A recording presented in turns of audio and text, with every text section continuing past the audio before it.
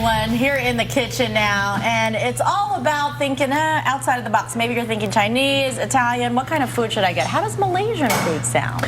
I don't even know what Malaysian food entails. I'll be open about that. But our chef Gerard Viverito is here to talk a little bit about that kind of cultural food and also about some sustainability too. Yeah, absolutely. Well, today we're going to do this dish called Curry Laksa, and I don't know if you've ever heard of the book Lonely Planet Travel Guides, but my wife and I make a habit of traveling for a living, educating people with our nonprofit.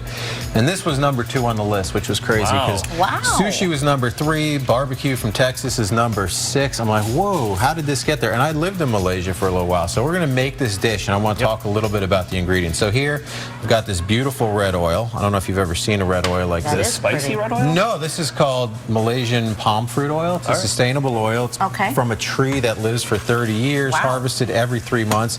Malaysia, what most people don't know, is dedicated to sustainability. One of the reasons I love this dish is 50% of their land is dedicated to sustainability. So here we've got some garlic and some lemongrass. Now on my website and on your website, there's a recipe for a curry paste. You're sharing this. But for moms, I provided a little hack of a pre-made curry paste. We're going to add some chicken stock to this. Now, why is this important to me? I have 2 kids, one who just graduated college and one who's a freshman.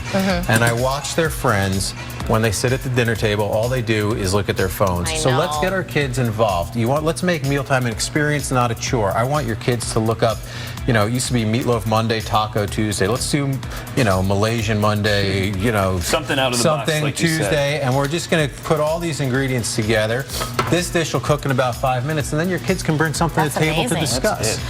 We apologize. We are so out of time right now because we're just about to run out, but we're going to put all the information on azfamily.com, including a link to all the information that you've shared with us. But we'll be